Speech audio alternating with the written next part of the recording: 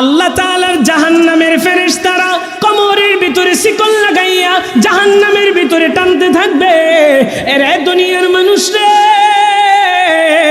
ওই জাহান্নামী চোখের পানিগুলো জড়াইয়া জড়াইয়া রব্বে কাবাকে ডাইকে ডাইকে বলবে, গো রব, আমি আপনার জাহান্নামের আসামি হইতে চাই না, জাহান্নামে আমি যাইতে চাই না, জাহান্নামের আযাব সহ্য করার ক্ষমতা গো আল্লাহ আমার নাই।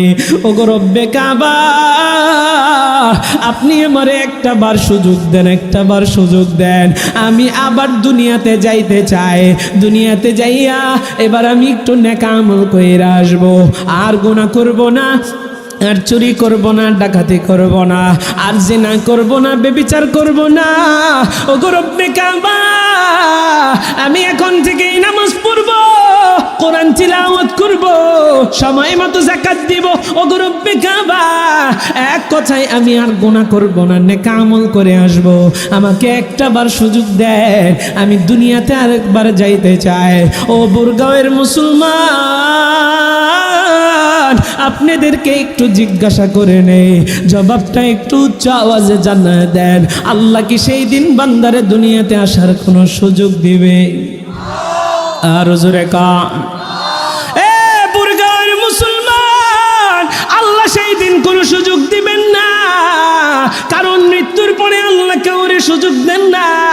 আমার আল্লাহ আপনাকে আমাকে এই যে হায়াতটারে দিলেন, এখন যে আমি আপনি বেঁচে আছি, এই যে দুনিয়াতে আমি আপনি চলতেছি, এটাই আমার আপনার জন্য বড় সুযোগ, এটাই আমার আপনার কাজে লাগাইতে হবে।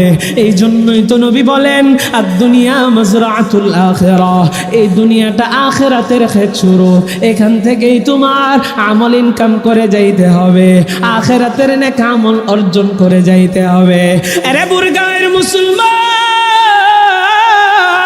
আমার মায়ার নবী কয়, এই দুনিয়াটা হচ্ছে আখিরাতের ক্ষেত শুরু। আপনি আমি আমার আপনার রিজিকের জন্য আপনি আমি ক্ষেত চাষ করি, জমি চাষ করি, ব্যবসা বাণিজ্য করি, চাকরি বাকরি করি, ওটা দিয়ে টাকা ইনকাম করি, এই টাকা দিয়ে আমার আপনার রিজিকের ব্যবস্থা হয়। আমার মায়ের নবী কয়, আর দুনিয়া মাজরাতুল আখিরাহ, এই দুনিয়াটাই আখিরাতের ক্ষেত শুরু, আখিরাতের নেক আমল এখান থেকে কামাই করে যেতে হবে। আরে দুনিয়ার মানুষ রে, আখিরাতের নেক আমল এই দুনিয়াতেই কামাই করতে হবে। আমরা আজকে নেক আমল চিনি না, কারে কয় নেক আমল চিনি না, বিদায় নেক আমলের দিকে আমাদের আগ্রহ কম। আরে আখিরাতের যে কোনো বিষয়ের প্রতি আগ্রহ কম। একটু জিজ্ঞাসা যদি করি, নেক আমল কারে কয়, অনেকেই বলবেন ভালো কাজ। বালাগাল উলা বিকামালিহি কাশাফাদ দুজা বিজামালিহি হাসুনাত জামিউ খিসালিহি সাল্লু আলাইহি ওয়া আলিহি রাব্বি আল্লাহ লা ইলাহা গায়রুহু ওয়া নবিহি মুহাম্মদ মুস্তাফাহু দীনিয়াল ইসলাম দীনু মাওকাহু আরজু কুফরা নানু আফওয়ান ইনদাহু মুqtadaya নাবিয়্যুন ওয়া সাহবুহু ওয়াজুমাল লিল হিদায়া জামাহু লা ইলাহা ইল্লাল্লাহ জোড়ে লা ইলাহা ইল্লাল্লাহ। ও লা ইলাহা ইল্লাল্লাহ জোড়ে লা ইলাহা ইল্লাল্লাহ। এই কালেমা পড়বে যারা, কাজে লাগবে মরণ বেলা। ভাইরে এই কালেমা পড়বে যারা, কাজে লাগবে মরণ বেলা। এই কালেমার রৌশনীতে, এই কালেমার রৌশনীতে কবর হবে উজালা। লা ইলাহা ইল্লাল্লাহ জুড়ে লা ইলাহা ইল্লাল্লাহ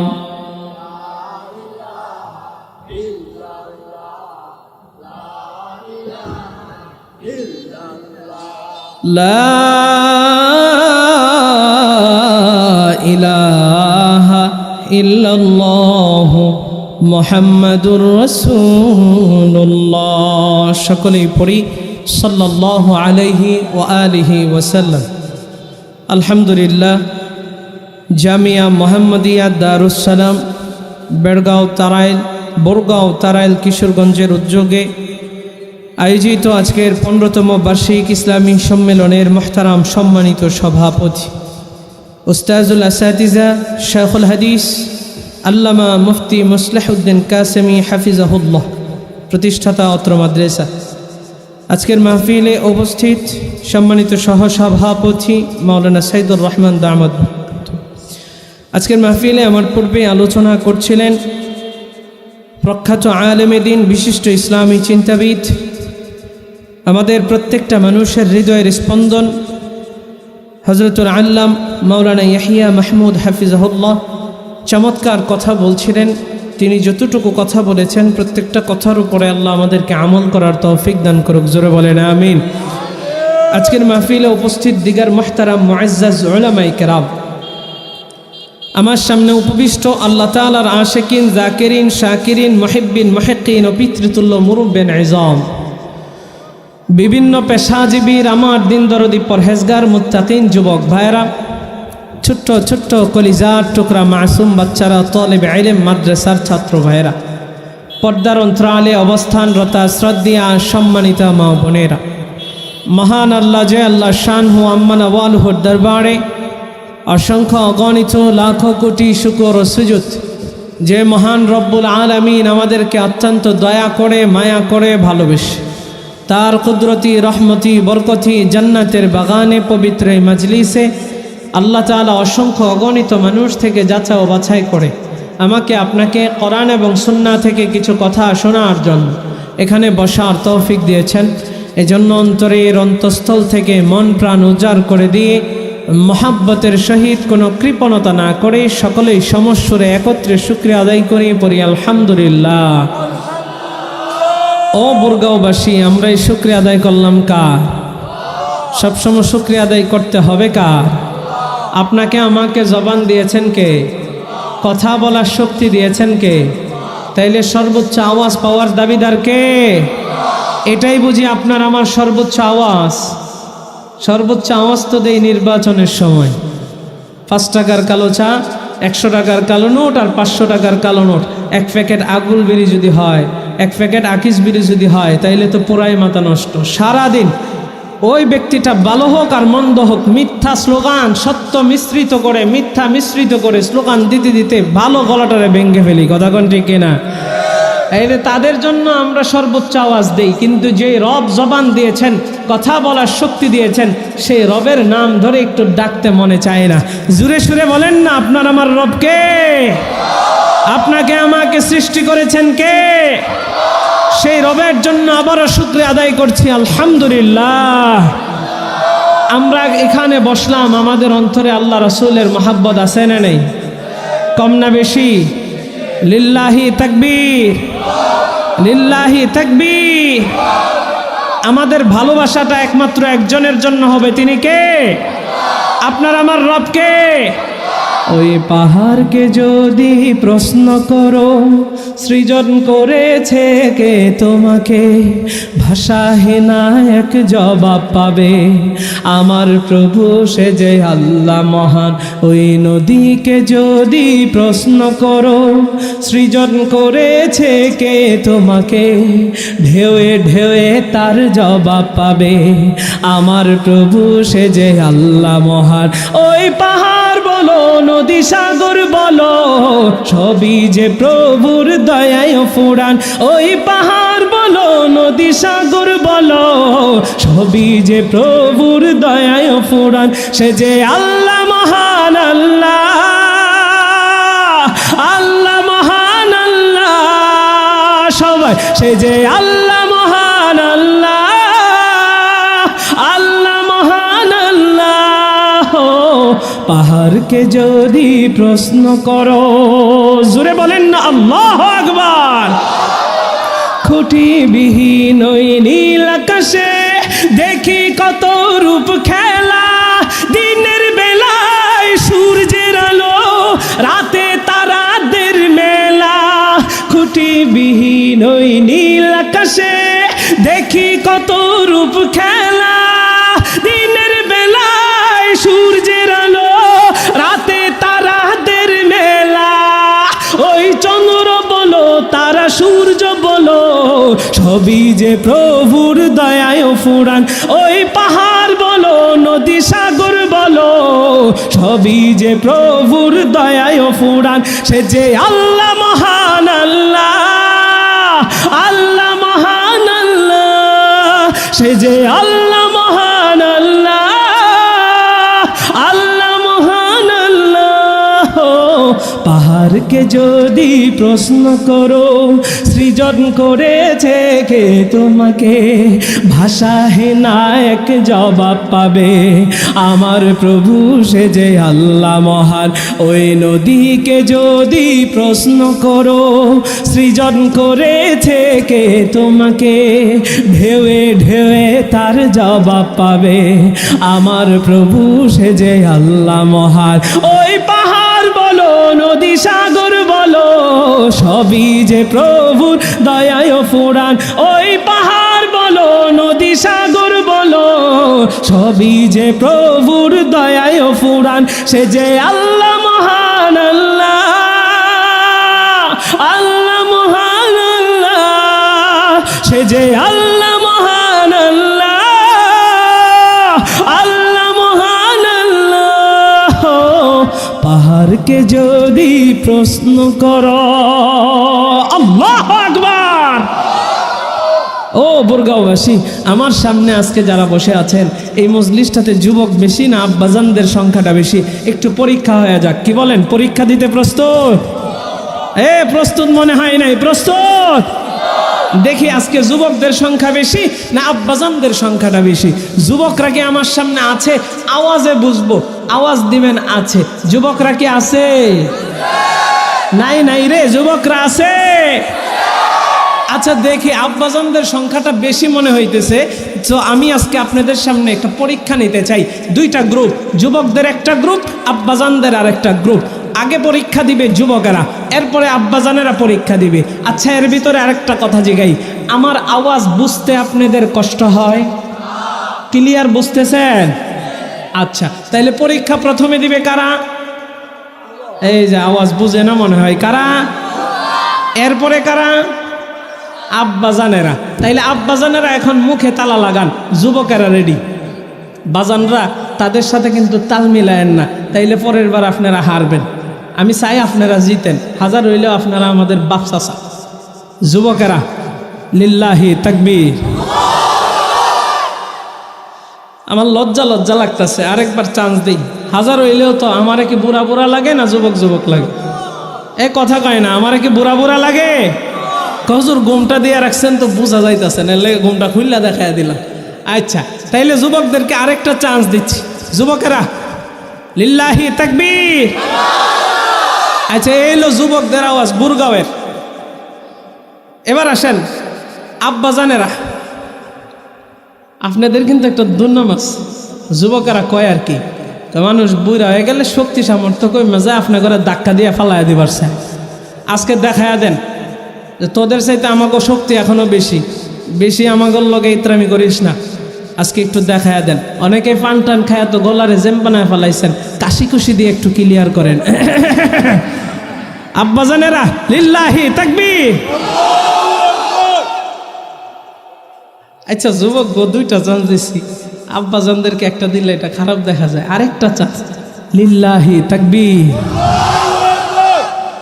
আচ্ছা যাক, কারা পাশ করছে ফেল করছে এটা বলতে চাই না, সবাই একসাথে উচ্চ সুরে উচ্চ আওয়াজে আমরা আল্লাহকে একটু স্লোগানে স্লোগানে খুশি করে দেব। লিল্লাহি তাকবীর। এই আল্লাহু আকবারের ধ্বনি দিলে কি ভয় লাগে? আরে আরো আস্তে কোন, ভয় লাগে? এক ধরনের ব্যক্তিদের অন্তরের ভিতরে ভয় লাগে, যারা হচ্ছে মুনাফিক, যাদের অন্তরের ভিতরে রয়েছে নেফাকি। এই সমস্ত মুনাফিকদের অন্তরে এই তাকবীরের স্লোগান কম্পন সৃষ্টি করে দেয়, ঠিক কিনা কয়? মুসলমান, আমরা দেখেছি মুসলমানদের কামান লাগে না, মুসলমানদের তরবারি লাগে না, মুসলমানদের কোনো অস্ত্র শস্ত্র লাগে না। মুসলমান তাকবীরের স্লোগান যদি দিতে পারে তাহলে বিধর্মীদের অন্তরের ভিতরে কম্পন সৃষ্টি করে দেয়। যেটা আমরা দেখেছি আমাদের পার্শ্ববর্তী রাষ্ট্র ভারতের ভিতরে, আমার একজন মুসলিম বোন, কোনো পুরুষ নয়, একজন নারী যার নাম হচ্ছে মুস্কান, তাকবীরের স্লোগান দিয়েছে। শুধুমাত্র হিন্দুস্তানের কাফেরদের অন্তরে নয়, গোটা বিশ্বের প্রতিটা বিধর্মীর অন্তরের ভিতরে কম্পন সৃষ্টি করে দিয়েছে। এই তাকবীরের স্লোগান হচ্ছে আমাদের হাতিয়ার। এই হাতিয়ারকে বন্ধ করা যাবে না।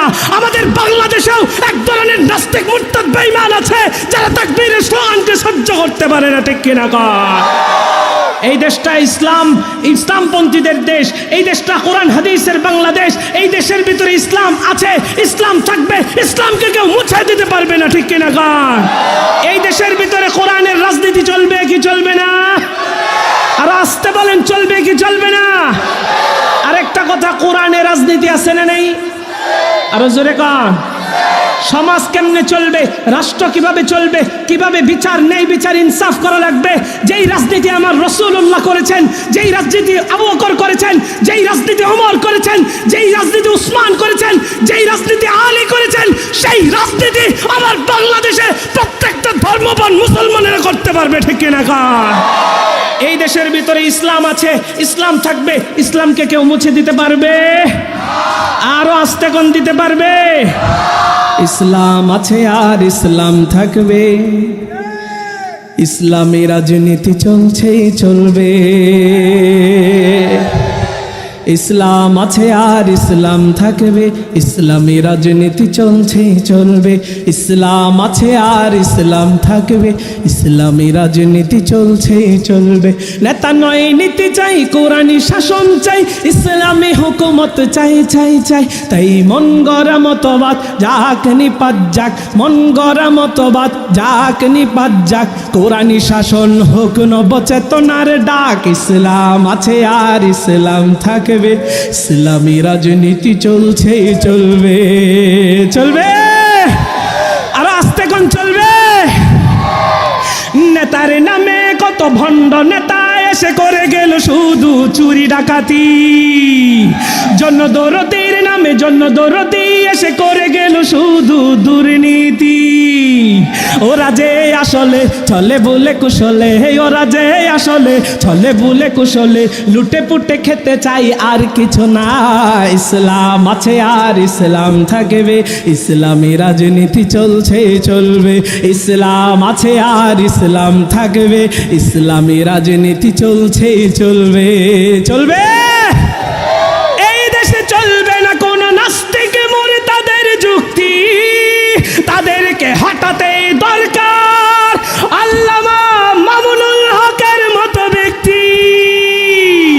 এই দেশে চলবে না কোন নাস্তিক মুরতাদের যুক্তি, তাদেরকে হটাতে দরকার কওমি উলামাদের মতো ব্যক্তি। যেখানেই প্রতিরোধ সেখানেই প্রতিশোধ, যেখানেই প্রতিরোধ সেখানেই প্রতিশোধ, তৈরি আমাদের থাকতে হবে ইনশাআল্লাহ। ইসলাম আছে আর ইসলাম থাকবে, ইসলামী রাজনীতি চলছে চলবে। ইসলাম আছে আর ইসলাম থাকবে, ইসলামী রাজনীতি চলছে চলবে। নেতা নয় নীতি চাই, কোরআনী শাসন চাই, ইসলামী হুকুমত চাই চাই চাই। তাই মন গড়া মতবাদ যাক নিপাত যাক, মন গড়া মতবাদ যাক নিপাত যাক, কোরআনী শাসন হোক নবচেতনার ডাক। ইসলাম আছে আর ইসলাম থাকবে, ইসলামী রাজনীতি চলছে চলবে।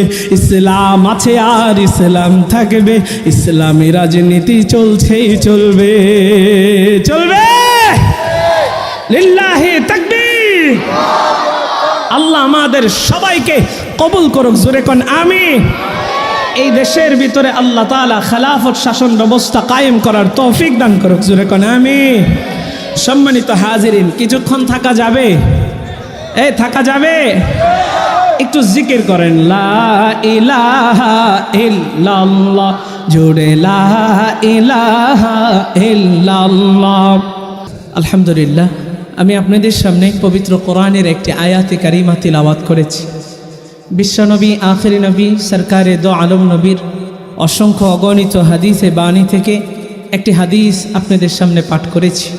রব্বে কাবা যতটুকু তৌফিক দান করেন ইনশাআল্লাহ সুম্মা ইনশাআল্লাহ আমি আপনাদের সামনে সংক্ষিপ্ত সময় কিছুক্ষণ আলোচনা করার চেষ্টা করব। ওমা তৌফিকি ইল্লা বিল্লাহ। সম্মানিত হাজিরিন, আপনাদেরকে একটা প্রশ্ন করতে চাই, একটু জোরে সোরে যতক্ষণই থাকি আওয়াজ দিব। বলেন তো দেখি, এই পৃথিবীতে আমরা চিরদিন বেঁচে থাকব? এই পৃথিবীতে আমরা মুসাফির, অল্প কিছুদিনের জন্য এসেছি। যে কোনো সময়ে পৃথিবী থেকে আমরা বিদায় নিয়ে চলে যাব। অনেক মানুষ যারা মায়ের পেটে গর্ভে থাকাকালীনই দুনিয়া থেকে বিদায় নিয়ে চলে যায়, দুনিয়ার আলো বাতাস তারা দেখতে পারে। এই পৃথিবী থেকে যখন আমরা বিদায় নেব, বিদায় নেওয়ার পর আল্লাহ মিজানের পাল্লা দাঁড় করাবেন, আল্লাহ আমল মাপবেন। অনেকের প্রশ্ন এখানে আগে ছিল, দেখতাম বিভিন্ন মানুষের কাছে প্রশ্নের সম্মুখীন হতাম যে আল্লাহ আবার আমল মাপে কেমন। আমি আমার বাবার কাছ থেকে শুনেছি, তখন তো আমরা ছাত্র ছিলাম, বাবা আমাকে জানাইছেন যে এটা এখন বর্তমানে মানুষকে বোঝানোটা খুব সহজ হয়ে যায়। বলে কেমনে? আপনারা একটু জবাব দিবেন। জ্বর, আমাদের যে জ্বর হয়, এই জ্বর কি দেখা যায়? আরো আসতে কম, জ্বর দেখা যায় না, এটা হাত দিয়ে ধরলে অনুভব করা যায়। তো এই জ্বর মাপা যায় কি যায় না? হ্যাঁ, কেমন মিশিং বেরোইছে, এটা মুখের ভিতরে বা বগলের নিচে দিয়ে দিলে তার কত তাপমাত্রা জ্বর এটা বোঝা যায়। আল্লাহ আমলও মাপবেন এইভাবে। আল্লাহ তাআলা আমল মাপার মিশিং আল্লাহর কাছে রয়েছে। এটা এতদিন যারা বিশ্বাস করতো না, এই মিশিং বের হয়ে আরো সহজ হয়ে গেছে। বলে গীবত করলে, শাকায়াত করলে মানুষের গুনাহ, তার সওয়াবটা যার নামে গীবত করতেছি ওই ব্যক্তির গুনাহ আমার আমল নামায় চলে আসে। বলে গুনাহ কেমনে চলে আসে? বুঝে আসে না। বলে বর্তমান সময়ে ফ্লেক্সি লোড আছে, বিকাশ আছে, নগদ আছে, রকেট আছে। বলে এখান থেকে বৈশা মোবাইলের ভিতরে টিপ দিছে, চইলা গেছে সে কক্সবাজার টাকা। কেমনে গেল? এটা কি দেখা গেছে? না, চইলা গেছে। আল্লাহ তাআলা প্রত্যেকটা বিষয়, প্রত্যেকটা জিনিস আমাদের জন্য সহজ করে দিয়েছে। আমরা এতদিন বয়ান শুনছি যে আল্লাহ কিয়ামতের ময়দানে এমন এক ভয়াবহ দিন হবে যেই দিন মা সন্তানকে চিনবে না। বলে এটা আমার কেমন কথা? সন্তানের জন্য মা হইল পাগল পারা, মা হইল দেওয়ানা। সন্তান বাইসা থাকুক, মা মইরা যাক, এটা আল্লাহর কাছে কামনা করে, দোয়া করে যে আল্লাহ আমারে নিয়ে যাও, কিন্তু আমার সন্তানরা বাঁচায় রাখো। তে মা সন্তানের জন্য এত দেওয়ানা, বাবা সন্তানের জন্য এত দেওয়ানা, সে সন্তানরে কিয়ামতের ময়দানে মা চিনবে না। তো এটা হুজুর কেমন জানি লাগে, মাথায় ঢুকতেছে না। বিশ্বাস না করলে তো ইমানই থাকবে না। হুজুর মাথায় ঢুকতেছে না। আল্লাহ তাআলা সেটাও দেখাইয়া দিয়েছেন করোনার সময়। করোনা হয়েছে, মায়ের করোনা হয়েছে, সন্তান মারে ঘরের ভিতরে তালা লাগাইয়া চলে গেছে। সন্তানের করোনা হয়েছে, একটা প্যাকেটের ভিতরে ভইরা হাসপাতালের বারান্দায় বা জঙ্গলের ভিতরে ফালায় থয়ে গেছে, প্যাকেটের ভিতরে কিছু টাকাও থইয়া বাপ মা গেছে গা, সন্তানরে ফালায় থয়ে গেছে। আল্লাহ সেটাও দেখাইয়া দিছে। প্রত্যেকটা বিষয় আল্লাহ আমাদের সামনে এত সুন্দর করে সবগুলোর উত্তর দিয়ে রেখেছেন। আমরা শুধু এখন উত্তর নেই না। ও দুনিয়ার মানুষ, তাইলে আল্লাহ আমল মাপবেন। কারো আমল নামা ভারী হলে, নেকের পাল্লা ভারী হলে ব্যক্তিটা যাবে জান্নাতে, আর গুনার পাল্লা ভারী হলে ব্যক্তিটা যাবে জাহান্নামে। এবার আমি আপনাদেরকে প্রশ্ন করতে চাই, আমরা কি কেউ জাহান্নামে যেতে চাই? আরো আস্তে কোন চাই? কিন্তু জাহান্নামে না গেলে আল্লাহর প্রশাসন আছে, জাহান্নামের নিয়োজিত ফেরেশতারা আছে, কোমরে শিকল লাগাবে। দুনিয়ার কোন একজন অপরাধী মামলা হয়ে গেলে পুলিশে নিতে আসলে যদি যাইতে না চায়, কোমরের ভিতরে রশি লাগায়, হ্যান্ডকাপ লাগায়, টাইনা নিয়ে যায়। আল্লাহরও জাহান্নামের ফেরেশতারা নিয়োজিত থাকবে, তারা কোমরের ভিতরে শিকল লাগায়া টানতে থাকবে। রে বুরগাঁওয়ের মুসলমান, গভীর মনোযোগ, একটু দিলের কানটা লাগান। অল্প সময় আলোচনা করব, বেশি সময় দেব না। আল্লাহ তাআলা মিজানের পাল্লায় আপনার আমল মাপবেন। নেকের পাল্লা ভারী হলে জান্নাতি, আর গুনার পাল্লা ভারী হলে কপাল বড় খারাপ। জাহান্নামে আমি আপনি যাইতে চাইব না। রব্বে কাবার জাহান্নামের ফেরেশতারা আমাদের কপালের ভিতরে শিকল লাগায়া জাহান্নামের দিকে টানতে থাকবে। ও আমার বুরগাঁওয়ের আব্বা জান, ও আমার যুবক ভাইয়েরা রে, ও আমার পর্দার অন্তরালের মা, আমি প্রত্যেকের জন্য বয়ান করতেছি, আপনারাও একটু দিলের কানটা লাগায়া শোনেন। আপনারা আমার সময় বড় মূল্য, সময়ের বড় দাম, হেলায় খেলায় সময়টারে কাটায় দিয়েন না গো। আজকের এই মাহফিলটা বড় সুন্দর, এই মজলিসটারে আপনারা হেলায় খেলায় কাটায় দিয়েন না। কিছুটা সময় এখানে বসে একটু আমল নিয়ে যান, আমল নিয়ে যান। আল্লাহ তাআলার জাহান্নামের ফেরেশতারা কোমরের ভিতরে শিকল লাগাইয়া জাহান্নামের ভিতরে টানতে থাকবে। এরে দুনিয়ার মানুষ রে, ওই জাহান্নামী চোখের পানিগুলো জড়াইয়া জড়াইয়া রব্বে কাবাকে ডাইকা ডাইকা বলবে, গো রব, আমি আপনার জাহান্নামের আসামি হইতে চাই না, জাহান্নামে আমি যাইতে চাই না, জাহান্নামের আযাব সহ্য করার ক্ষমতা গো আল্লাহ আমার নাই। ও গো রব্বে কাবা, আপনি আমারে একটা বার সুযোগ দেন, একটা বার সুযোগ দেন। আমি আবার দুনিয়াতে যাইতে চাই, দুনিয়াতে যাইয়া এবার আমি একটু নেক আমল কইরা আসবো, আর গুনাহ করব না, আর চুরি করব না, ডাকাতি করব না, আর জিনা করব না, ব্যভিচার করব না। ও গো রব্বে কাবা, আমি এখন থেকেই নামাজ পড়ব, কোরআন তিলাওয়াত করব, সময় মতো যাকাত দিব। ও গো রব্বে কাবা, এক কথায় আমি আর গুনাহ করব না, নেক আমল করে আসব। আমাকে একটা বার সুযোগ দেন, আমি দুনিয়াতে আরেকবার যাইতে চাই। ও বুরগাঁওয়ের মুসলমান, আপনাদেরকে একটু জিজ্ঞাসা করে নেই, জবাবটা একটু উচ্চ আওয়াজে জানায় দেন। আল্লাহ কি সেই দিন বান্দারে দুনিয়াতে আসার কোনো সুযোগ দিবে? আর জোরে কান। এ বুরগাঁওয়ের মুসলমান, আল্লাহ সেই দিন কোনো সুযোগ দিবেন না, কারণ মৃত্যুর পরে আল্লাহ কাউরে সুযোগ দেন না। আমার আল্লাহ আপনাকে আমাকে এই যে হায়াতটারে দিলেন, এখন যে আমি আপনি বেঁচে আছি, এই যে দুনিয়াতে আমি আপনি চলতেছি, এটাই আমার আপনার জন্য বড় সুযোগ, এটাই আমার আপনার কাজে লাগাইতে হবে। এই জন্যই তো নবী বলেন, আর দুনিয়া মাজরাতুল আখিরাহ, এই দুনিয়াটা আখিরাতের ক্ষেত শুরু, এখান থেকেই তোমার আমল ইনকাম করে যাইতে হবে, আখিরাতের নেক আমল অর্জন করে যাইতে হবে। আরে বুরগাঁওয়ের মুসলমান, আমার মায়ার নবী কয়, এই দুনিয়াটা হচ্ছে আখিরাতের কাজ শুরু। আপনি আমি আমার আপনার রিজিকের জন্য আপনি আমি ক্ষেত চাষ করি, জমি চাষ করি, ব্যবসা বাণিজ্য করি, চাকরি বাকরি করি, ওটা দিয়ে টাকা ইনকাম করি, এই টাকা দিয়ে আমার আপনার রিজিকের ব্যবস্থা হয়। আমার মায়ার নবী কয়, আর দুনিয়া মাজরাতুল আখিরাহ, এই দুনিয়াটাই আখিরাতের ক্ষেত শুরু, আখিরাতের নেক আমল এখান থেকে কামাই করে যেতে হবে। আরে দুনিয়ার মানুষ রে, আখিরাতের নেক আমল এই দুনিয়াতে কামাই করতে হবে। আমরা আজকে নেক আমল চিনি না, কারে কয় নেক আমল চিনি না, বিদায় নেক আমলের দিকে আমাদের আগ্রহ কম। আরে আখিরাতের যে কোনো বিষয়ের প্রতি আগ্রহ কম। একটু জিজ্ঞাসা যদি করি নেক আমল কারে কয়, অনেকেই বলবেন ভালো কাজ, ভালো কাজের নেক আমল কয়। আপনাদেরকে একটু নেক আমল কারে কই বুঝায় দেই।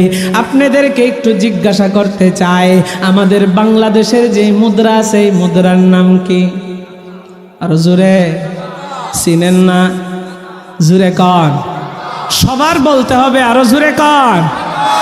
বাংলাদেশের মুদ্রার নাম হচ্ছে টাকা, ইন্ডিয়ার মুদ্রার নাম নাম হচ্ছে রিয়াদ, রিয়ার মুদ্রার নাম হচ্ছে রুপি, সৌদি আরবের মুদ্রার নাম হচ্ছে রিয়াল, আর দুবাইয়ের মুদ্রার নাম হচ্ছে দিনার, আমেরিকার মুদ্রার নাম হচ্ছে ডলার।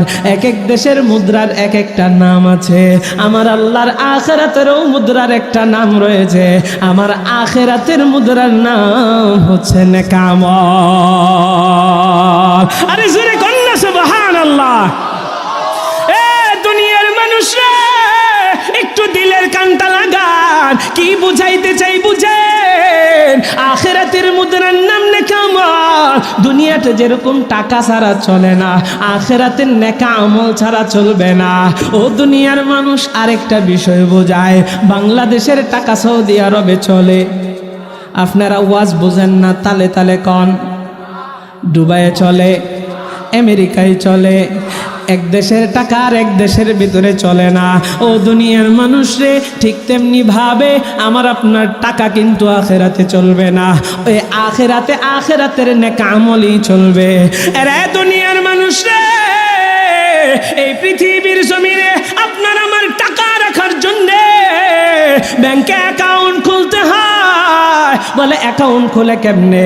ব্যাংকে যাইয়া ম্যানেজারের কাছে ফর্ম পূরণ করা লাগে। সর্বপ্রথম 1000 টাকা জমা দেওয়া লাগে। জমা দিয়ে আপনি অ্যাকাউন্ট খুললেন। মাসে আবার বাৎসরিক একটা চার্জ কাটে। আপনার টাকা তাদের কাছে রাখবেন, তারা আপনার টাকা দিয়ে কাজ করবে। তাদের টাকা দেখাশোনার জন্য সিকিউরিটি গার্ড আছে, তাদেরকে বেতন দিতে হয়। আপনার টাকা থেকেই তারা বাৎসরিক একটা চার্জ কাইটে নেয়। এরে দুনিয়ার মানুষ, এত সিকিউরিটি থাকার পরেও আপনার আমার মনের ভিতরে টেনশন। আহারে কখন জানি আমার আপনার টাকা মাইরা দেয়, ব্যাংক কখন জানি দেউলিয়া হয়ে যায়। এরকম বিভিন্ন টেনশন আমার আপনার হয় কি হয় না? হুজুর টেনশন হয়তো হয়, ঘুমও হয় না। কথা কোন ঠিক না? টাকার টেনশন ধরছে। জুলাই আগস্টের বিপ্লবের পরে ব্যাংক যখন টাকা দেয় না, তখন টেনশনের পাহাড়। 1 লাখের উপরে তোলা যায় না। অনেক ব্যাংকে যায় 10,000ও তুলতে পারছে না। কথা কোন ঠিক কিনা? তাহলে টেনশন আছে না নেই? এ বুরগাঁওয়ের মুসলমান, আপনি ব্যাংকের ভিতরে টাকা রাখলেন, আপনার আমার নামে অ্যাকাউন্ট খুললেন, এই অ্যাকাউন্টের জন্য বাৎসরিক চার্জ দেন। এরপরেও টেনশন, কখন জানি ব্যাংক দেউলিয়া হয়ে যায়, কখন জানি টাকা মায়েরা দেয়, টাকা সময় মতো তোলা যায় কিনা। ও দুনিয়ার মানুষ রে, আমার আল্লাহর আখিরাতের নেক আমলের জন্য ব্যাংক অ্যাকাউন্ট আছে। এটা আপনার আমার যাইয়া যাইয়া খোলা লাগে না। রব্বে কাবা যখন আপনাকে আমাকে সৃষ্টি করেছেন, আপনার আমার রূহটাকে সৃষ্টি করেছেন, ওই প্রত্যেকটা মানুষের রূহ সৃষ্টি করার সাথে সাথে আমার আল্লাহ প্রত্যেকের নামে একটা একটা ব্যাংক অ্যাকাউন্ট খুলে দিয়েছেন। জোরে কন্যা সুবহানাল্লাহ। এরে বুরগাঁওয়ের মুসলমান, ও আমার কলিজার টুকরা যুবক, ও আমার আব্বা জানেরা রে, শুধু তাই নয় দুনিয়ার ব্যাংক অ্যাকাউন্টের জন্য সিকিউরিটি আছে, আপনার আমার ভয় আছে, কিন্তু আখিরাতের যেই অ্যাকাউন্ট আল্লাহ বানাইছেন, এই অ্যাকাউন্টেরও সিকিউরিটি আছে। এই সিকিউরিটি আমার আল্লাহ দুইজনকে দুই কাঁধের ভিতরে বসায় দিয়েছেন। আল্লাহ কোরআনে হাকিমের ভিতরে জানায়, কিরামান কাতিবিন,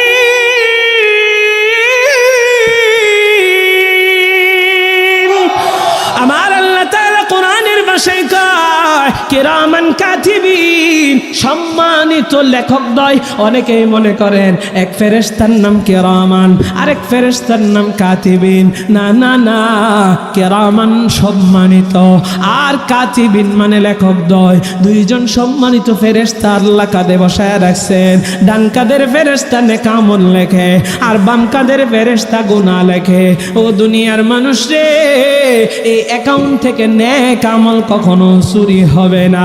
চুরি হবে তো দূরের কথা, বান্দা যদি নেক আমল করার নিয়ত করে নেক আমলটা না করে, ডান কাদের ফেরেশতা বাম কাদের ফেরেশতাকে আমির বানায়া জিগায়, উনি তো নিয়ত করছে এখনো নেক আমলটা করে নাই, লিখবো নাকি?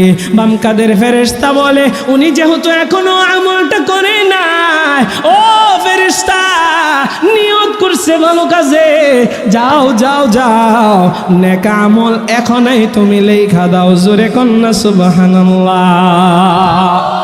তাইলে আমার আপনার এই অ্যাকাউন্ট নিয়ে কোনো ভয়, কিন্তু দুনিয়ার মোহে পয়রা আমি আপনি এমন গাফেল হয়েছি, এমন গাফেল হয়েছি, আমার আপনার যে মরণ হবে এটাই আমরা অনেকে বিশ্বাস করতে চাই না, বা বিশ্বাস থাকলে চিন্তা করি না মরণ হবে।